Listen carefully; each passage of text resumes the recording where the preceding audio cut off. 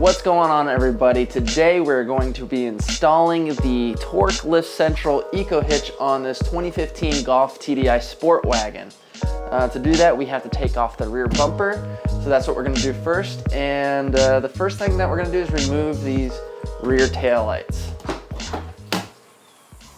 So to remove the tail light, we're going to remove this little access panel on the right side, and we're going to undo the clip for the wiring adapter, which you pull back on the red tab. So you take this red tab and you push it straight back, and then you push down on the little black tab so it comes out. And then what you're going to do is just turn the white screw, little white plastic screw, counterclockwise, and it comes straight out. And then you should be able to pull the taillight straight out. And there it is. All right, and it's the same thing on the other side.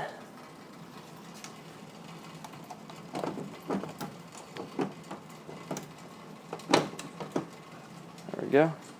All right, so the next step is to remove all of these fasteners holding this rear bumper. So looks like there's a Torx there, two.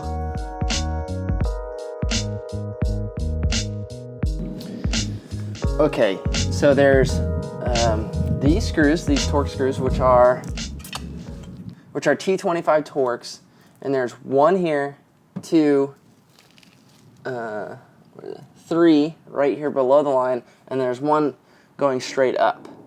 So remove that. Now on my Sportwagen, you can see I had this like rubber, I don't know what, the protector thing. So it's just glued on.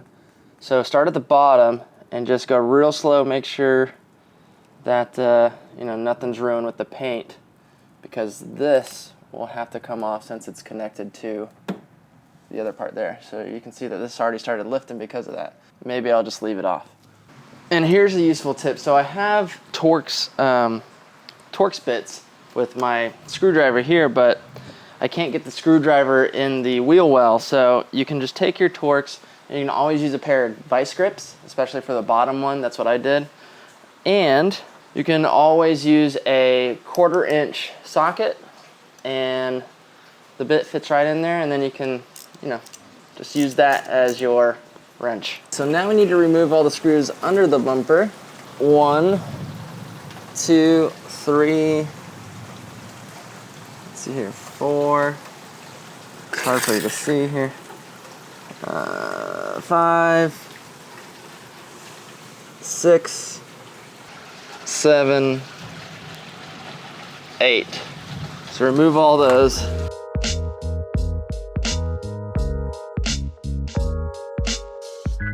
Then you'll also see these tiny plastic screws, which are T15s. So T25 and T15 is what you need. You need to go under, and you need to pry them out. There goes one. Just pop them out. All right, so this part's really tough. You can see I already did it to this side. Is you can start pulling on this, and you just kind of rock back and forth on the rear bumper until the clips start letting loose against here. The hardest clip out of all of this was this one right here. I really had to get in here and grab, and it was a little scary feeling, but it did pop loose. So let's do it on the other side.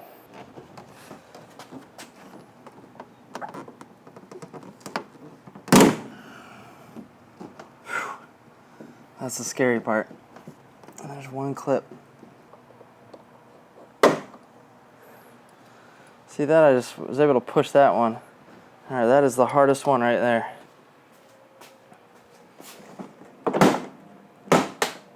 All right. A couple more clips in here, I guess.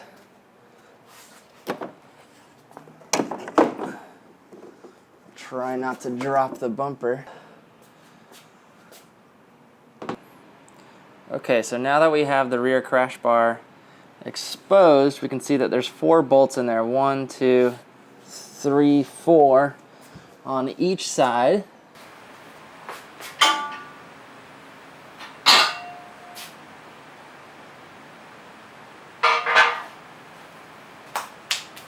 So just to clarify, there's only 3 bolts on this left side, 4 on the right side.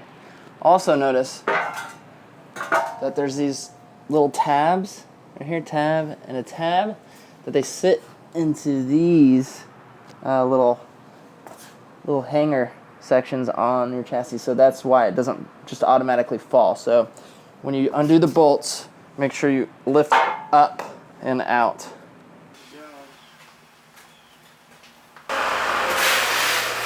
All right, so FedEx just dropped off the hitch, and we'll open it up and see what it looks like.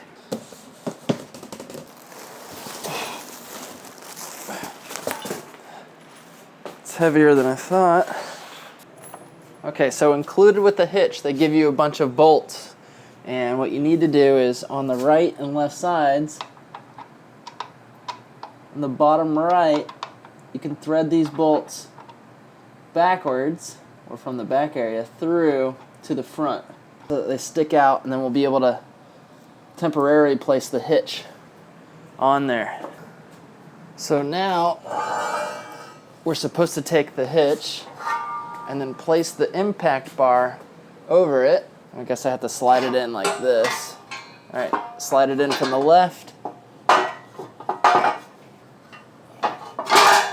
Oh, there it goes. And now we have to lift both pieces and have it rest up here on these bolts that we just threaded through. This is like, it's like 45 pounds maybe.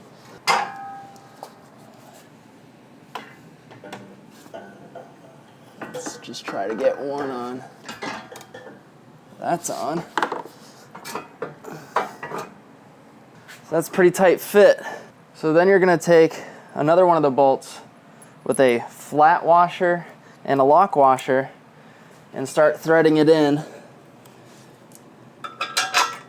to any one of the bolts. Now I wish I would have, where's my wrench? It's a 13 millimeter. And the clearance with the hitch is super tight up here on this left side, but it does fit. So it's like, it's pretty precise. So now that the rest of the bolts are in, we can back out the temporary bolts that we put in. Okay, so now that we have the bolt out, we're going to take it with the lock washer and the flat washer and install it back this direction. Afterwards, make sure they're super tight on there. Now we can get the bumper. So here's the bumper. But we can't just put it back on. We actually have to cut a little bit out of this plastic piece right here. And this is the 2-inch version of the Ecohitch. So in the instructions, it shows a illustration of measuring from the edge of this side of the bumper, or this hole that comes stock, to this side about 3 inches, or 3 7/8 inches. So I made a mark here with which is the utility blade in the plastic, and I'm going to try to do most of the cutting with this hacksaw blade. If it doesn't work, then Dremel.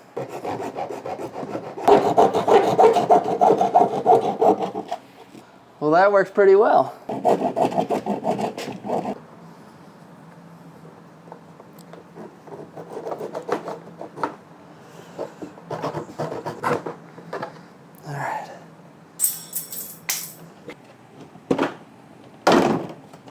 Okay, I see a problem. I can't put the bumper on unless I make a cutout for these two things right here. Okay, you can see that the two tabs, I cut out a little bit there. I can clean that up for sure, but it'll work for now. So you can get the chains in there. All right, and you can see that I got the bumper on halfway, and what I highly suggest is when you're putting it back on, go for the hitch first. Now, obviously, I'm gonna have to pry up these tabs to get them to align, but once that was on the hitch, it's not flopping around anymore. All right, not too bad. All right, that one corner is such a pain in the ass. I'm just working it on the way down. All right, now that the clips are in at the top, we can just go under the car and put in all of the plastic screws that need to be put back in.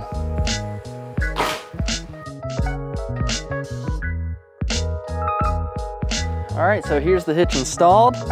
Everything went pretty smoothly. Now this 2-inch hitch is rather big for the back of this, but you know, it all depends on the accessories and what you're planning on pulling with your hitch. And you can see the trailer wiring hanging down here. I can just tuck that up into the bumper, but if you want to see how to wire the trailer harness to this car, the link's down below. If you have any questions about any part of the installation, leave them in the comments. I'll try to answer them. This is my first time installing a trailer hitch at all, and it went pretty well. If I wasn't recording the video, it probably took about between 2 to 3 hours. It sits up real nice, and this is exactly why I wanted this particular hitch, is because it sits up higher, not to where it has, like, you know, usually the hitches that you get, it has a bar that drops down and goes across, and then you can see the bar. So I like that it's hidden behind the bumper, and it wasn't too hard to install.